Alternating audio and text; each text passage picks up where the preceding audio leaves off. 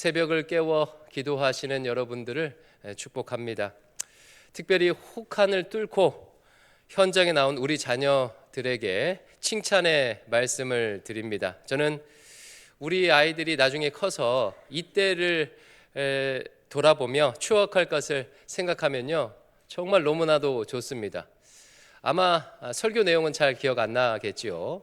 대신 억지로 새벽잠을 깬 기억, 그리고 예배 시간에 나와서 예배 시간에 존 기억, 집에 돌아가서 오전 내내 잠잔 기억, 이런 기억들이 날 것 같아요. 그러면서도 내가 이렇게 예수님을 잘 믿는 사람이 된 것은 왠지 그때의 일 덕분인 것처럼 느낌이 들 것을 생각하면 너무나도 좋습니다. 다시 한번 우리 자녀들을 축복합니다. 오늘은 묵상집으로 4.2차 말씀 볼게요. 창세기 2장 18절부터 25절까지 말씀이에요. 창세기 2장 18절부터 25절까지를 보겠습니다. 여러분, 창세기 첫 단락은 어디서부터 어디라고 했지요? 1장 1절부터 2장 3절까지라고 했어요. 반면 두 번째 단락은 2장 4절부터 3장 끝까지입니다. 그러면 여러분, 이런 단락 구분은 어떻게 하는 걸까요? 내용을 통해서도 단락을 구분하지만 특별히 창세기는요, 아예 표시가 분명히 잘 되어 있습니다. 그런 표시들이 되어 있어요. 예를 들어서 단어의 숫자라든가 특별한 문장으로 이 단락을 알 수가 있습니다. 창세기 1장 1절은 우리나라 말은 4단어지만 히브리 원어는 7단어로 되어 있어요. 그리고 첫 단락의 마지막 부분은 7단어가 연속해서 3번이 반복이 돼요. 그러니까 창세기는 그냥 기록한 성경이 아니라 단어의 숫자까지 7이나 10이라는 완전수에 맞추어 기록한 매우 정교한 성경이에요. 또 한 가지 단락 구분 표시는요, 특별한 문장입니다. 창세기는 총 10개의 톨레도트, 우리나라 말로 하면 족보로 되어 있습니다. 계보로 되어 있어요. 그래서 문장 처음에 이것은 누구누구의 족보다라는 문장이 나오면 아하, 새로운 단락이 시작되는구나를 알 수 있는 것입니다. 2장 4절 말씀을 한번 볼까요? 창세기 2장 4절. 이것이 천지가 창조될 때에 하늘과 땅의 내력이니, 여기서 내력으로 번역된 말이 톨레도트입니다. 계보, 족보, 톨레도트예요. 앞으로 천지가 창조될 때의 하늘과 땅의 이야기를 하겠다는 뜻이에요. 창세기는 이런 족보가 10개가 나와 있고 이 족보를 중심으로 기록이 되어 있어요. 때로는 후손들의 이름을, 명단을 말하든지 아니면 후손들의 이야기를 하는 식입니다. 이런 식으로 단락을 구분하는 것입니다. 창세기 첫 단락은요, 천지가 창조된 개괄적인 이야기를 했다면 두 번째 단락은 미시적인 관점에서 어떻게 하나님께서 구체적으로 땅과 인간을 창조하셨는지를 다시 서술합니다. 근데 여기서 중요한 것은요, 관계예요, 관계. 하나님과 땅, 인간이 서로 어떤 관계를 맺도록 창조하셨는지에 초점을 맞춰서 자세하게 설명을 해요. 창세기 2장과 3장은 인간을 중심으로 보면 3가지 관계에 대해서 말하는 거예요. 인간과 땅의 관계, 인간과 인간의 관계, 인간과 하나님과의 관계예요. 이 관계 중에서 인간과 땅의 관계는 이미 지난 화요일 날 보았기 때문에 오늘은 창세기 2장 18절부터 25절까지 있는 인간과 인간의 관계를 좀 살펴보도록 하겠습니다. 18절 말씀 같이 읽어볼까요? 시작. 여호와 하나님이 이르시되 사람이 혼자 사는 것이 좋지 아니하니 내가 그를 위하여 돕는 배필을 지으리라 하시니라. 이 말씀은 인간 창조의 과정을 보여주는 말씀인데 눈에 띄는 표현이 있지요. 하나님이 이르시되 사람이 혼자 사는 것이 좋지 아니하니 라는 말씀이에요.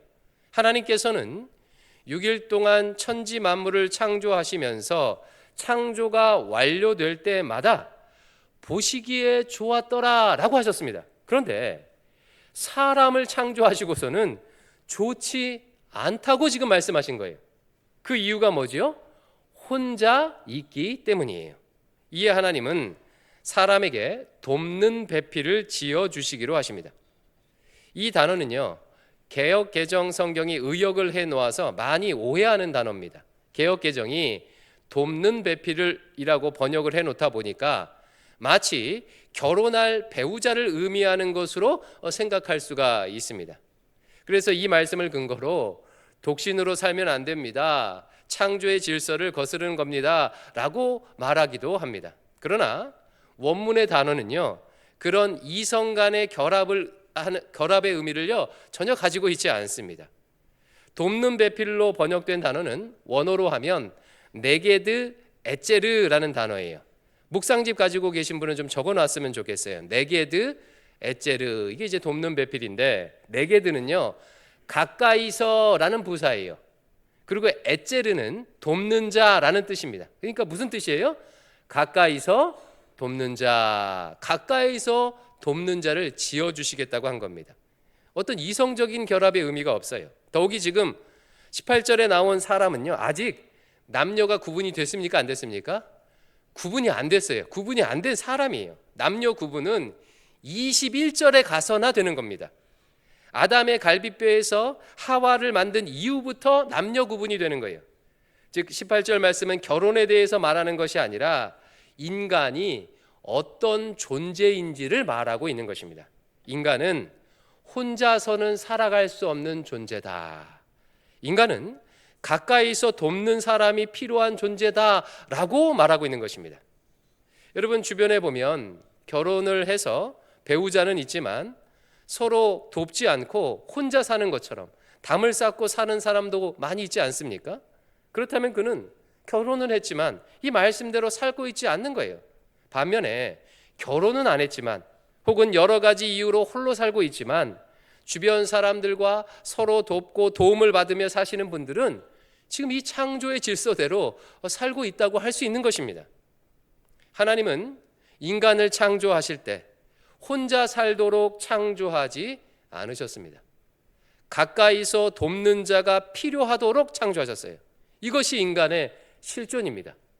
여러분 중에 혹시 나는 혼자 태어나서 혼자 이제까지 컸다라고 하는 분들 계십니까? 나는 태어나자마자 혼자 분유를 막 타서 이렇게 먹고 아프면 혼자 치료하고 아무의 도움도 없이 혼자 공부하고 어디를 이동할 때도 혼자 알아서 이동하시고 그런 분 계십니까? 아무도 없습니다. 태어났을 때 누군가가 나에게 젖을 분유를 공급해주고 아프면 병원에 가서 의사에게 도움을 받거나 약사 선생님이 약을 지어주고 학교에서 선생님의 가르침을 받고 버스와 지하철을 운행하시는 분들의 도움으로 이동을 해왔던 거예요. 사람은 누군가의 도움을 받아야만 살아갈 수 있는 존재인 것입니다. 다시 말하면 사람은 누군가의 도움을 받아야 비로소 사람답게 되도록 창조되었다는 거예요. 이게 창조의 완성입니다. 그러니까 사람은 혼자 있는 게 완성이 아니라 가까이서 돕는 자와 함께 있을 때 인간의 창조는요 완성이 되는 거예요. 그래서 여러분 우리 자신에 대해서 겸손할 수 있기를 바랍니다. 나는 누군가의 도움을 받을 때 사람답게 되는 것이구나 라고 인정하시기 바랍니다. 그러면 한 걸음 더 나아가서 돕는 자라는 말의 의미를 좀 더 자세히 살펴보겠습니다. 돕는 자가 히브리어로 뭐라고요? 에제르, 에제르. 지금은 많이 달라졌지만 예전에는 이 돕는 자라는 표현 때문에 여성을 남성을 돕는 존재 정도로 여기기도 했어요. 그러나 여기서 돕는 자라는 표현은 누구의 시중을 드는 정도의 의미를 가진 단어가 아닙니다.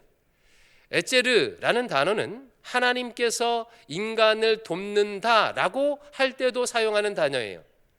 시편 121편에 보면 이런 표현이 나오죠. 같이 한번 읽어볼까요? 시작.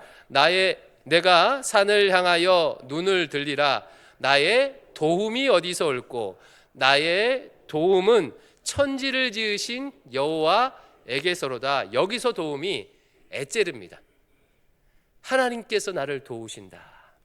또 사무엘상에 보면 유명한 단어 에벤 에셀 나오죠. 에벤 에셀. 무슨 뜻입니까? 도움의 돌이라는 뜻이에요. 여기서 에벤이 돌이고 에셀이 에제르입니다. 에제르예요. 돕는다라는 뜻이에요. 그러니까 창세기 2장에 돕다라는 말은 종속 관계를 나타내는 의미가 아니라는 것입니다.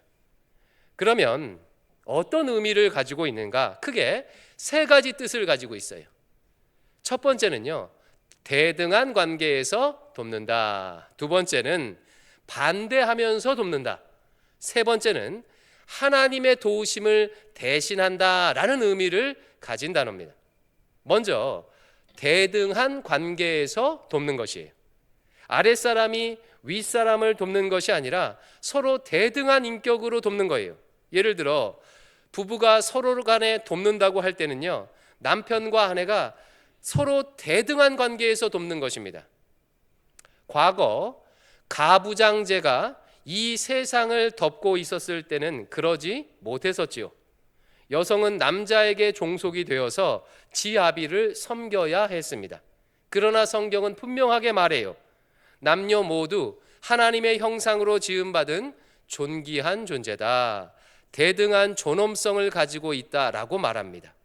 여러분, 부부가 맞벌이를 한다면 집에 돌아와서 어떻게 해야 하는 것입니까? 서로 함께 도우며 함께 육아하고 함께 살림해야 하는 거예요. 누군가에게 일방적으로 도움을 요구하는 것은 창조의 질서가 아니라는 것입니다. 두 번째는요, 반대하며 돕는 거예요. 반대하며. 하나님은 인간을 흙으로 지으셨습니다. 인간이 흙으로 지음받았다는 것은 흙처럼 무너지기 쉬운 존재다, 흙처럼 물에 쓸려갈 수 있는 연약한 존재다라는 것을 의미하죠. 인간은 태생적으로 실수할 수밖에 없습니다. 연약해요. 그러기에 옆에서 나의 잘못을 바로 잡아줄, 반대하며 도울 수 있는 사람이 필요한 것입니다. 진정한 친구, 진정한 배우자, 진정한 동역자라면 옆에 있는 사람이 죽음을 향해 달려갈 때 어떻게 해야 되겠습니까? 멈출 수 있도록 반대하면서 도와야 되는 거예요. 아담과 하와가 죄를 지었던 것은 이 반대하면서 돕는 일에 실패했기 때문입니다.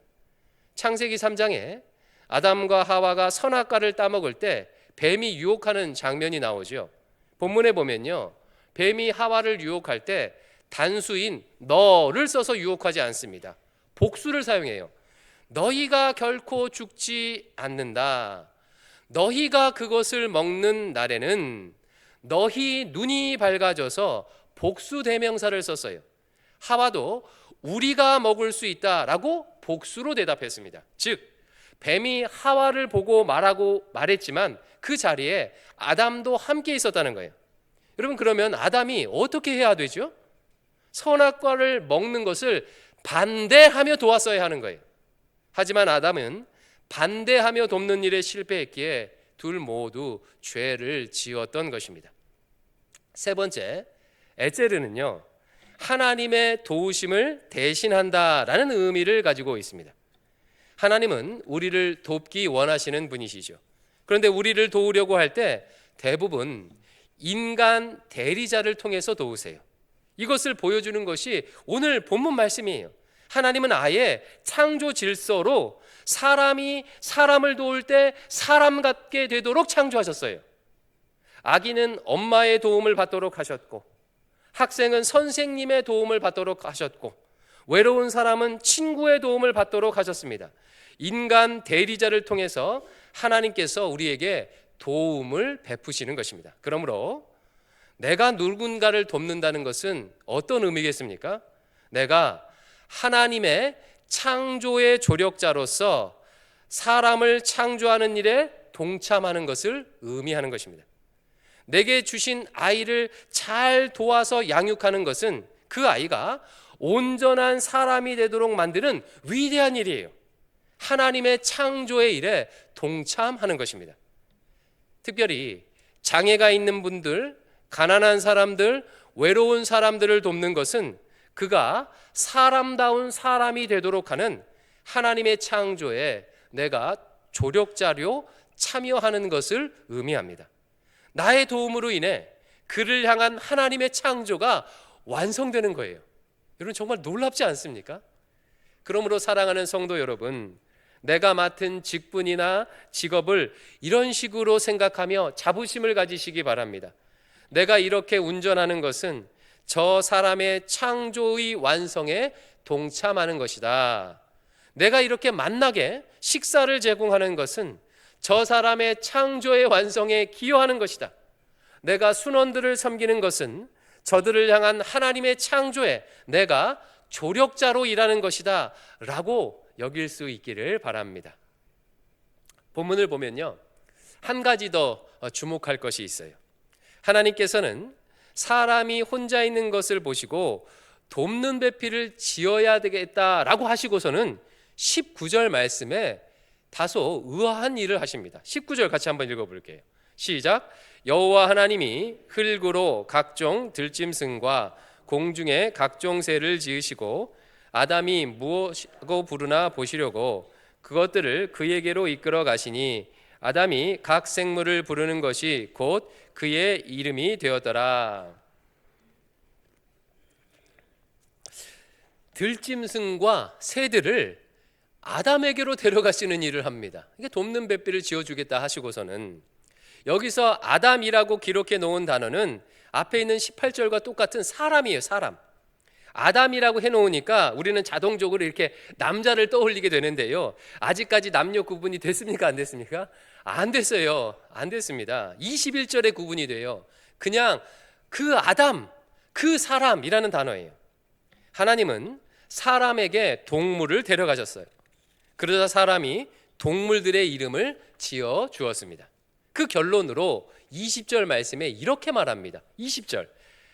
아담이, 여기 사람이라고 했죠, 모든 가축과 공중의 새와 들의 모든 짐승에게 이름을 주니라. 아담이 돕는 배필이 없으므로. 여기서 또 아담은 사람입니다. 사람이 모든 짐승들의 이름을 지어 주었지만 가까이서 돕는 자를, 가까이서 돕는 존재를 만나지 못했대요. 그럼 여러분 한번 생각해 보세요. 가까이서 도울 자를 찾는 과정에서 하나님께서 짐승들을 아담에게 데려오신 이 이야기를 왜 지금 하고 있는 걸까요? 왜 하고 있는 걸까요? 몇 가지 의미가 있겠지만 그 중에 한 가지는요, 짐승들 가운데서는 그 사람을 가까이서 도울 자가 없다는 뜻이겠지요. 사람에게는 누가 필요하다? 사람이 필요하다는 뜻입니다. 조금 조심스럽지만 저는 이것이 우리에게 시사하는 바가 있다고 생각합니다. 최근 반려동물에 대한 관심이 급격히 높아졌죠. 많이들 외롭다 보니까 반려동물을 키우는 분들이 많아졌어요. 반려동물을 통해 큰 위로를 받습니다. 긍정적인 측면이 정말 많이 있는 것 같습니다. 그러나 성경은 사람에게는 누가 필요하다고 말합니까? 사람이 필요하다고 말하는 거예요. 동물들을 통해 위로받고 동물들을 사랑하는 일은 매우 좋은 일이에요. 매우 좋은 일입니다. 그러나 사람에게 기대할 것을 동물에게 기대하거나 반대로 사람에게 해야 할 것을 동물에게 해서는 안 된다는 뜻이에요. 실제로 반려개 길들이는 TV 프로그램을 보면 개 주인들이 저지르는 가장 큰 실수가 뭐죠? 반려동물을 동물이 아니라 사람으로 대하는 실수입니다. 개는 지배와 복종 관계가 분명해야 혼란이 없는데 마치 자식을 대하듯 하니까 개가 혼란을 겪어서 이 질서가 깨지는 거예요. 반려동물을 키우는 일은 좋은 일이고 행복한 일이에요. 여러분 잘 하십시오. 저도 한때 셋째 딸이 간절히 원해서 고양이를 키워보려고 하기도 했습니다. 하지만 아내가 우리 집에는 더 이상 생명체는 안 된다 라고 해서 포기를 했습니다. 동물을 사랑하고 동물과 함께 하는 것은요, 좋은 일이에요. 그러나 동물이 사람의 영역을 침범하지 못하도록 경계를 지어야 할 필요도 있는 것입니다. 사실요, 동물은 아무 죄가 없습니다. 사람이 동물을 그렇게 대하는 거지요. 그래서 더 정확히 표현하자면 사람이 동물의 영역을 침범해서는 안 됩니다. 동물은 동물로 대우받을 때 가장 자유롭고 만족스러운 것입니다. 혹시 반려동물을 키우고 계시다면 동물이 자기의 자리를 잘 지킬 수 있도록 빛이 있으라, 빛을 선포해 주시기를 부탁합니다. 아담은 하와가 드디어 마침내 하와가 창조되자 23절에 이렇게 고백하는데 우리 세번역 성경으로 같이 한번 읽어볼게요. 시작. 그때에 그 남자가 말하였다. 이제야 나타났구나. 이 사람 뼈도 나의 뼈 살도 나의 살 남자에게서 나왔으니 여자라고 부를 것이라. 이제야 나타났구나. 우리가 서로에게 이와 같은 존재가 되었으면 좋겠습니다. 어디 있다가 이제 오셨습니까? 당신 덕분에 내가 사람 같은 삶을 살게 되었습니다. 당신 덕분에 나의 창조가 비로소 완성이 되었습니다. 라고 서로에게 고백했으면 좋겠습니다. 하나님께서는 우리를 대광 공동체에서 하나 되게 하셨습니다. 옆에 있는 교우가 창조를 완성할 수 있도록 창조의 조력자가 되어서 서로 가까이서 도울 수 있기를 주의 이름으로 축원합니다. 우리 이 마음을 담아서 함께 찬양합시다. 나 주님의 기쁨 되기 원하네 라는 찬양인데 오늘은 이런 마음으로 했으면 좋겠어요. 어떻게 기쁨이 되냐면 주님 내게 주신 아내, 남편, 자녀, 부모님, 내게 주신 교우들, 옆에 있는 교우들에게 가까이서 돕는 자가 되는 방식으로 하나님 기쁨이 되겠습니다. 이런 마음을 담아서 나 주님의 기쁨 되기 원하네 찬양하겠습니다.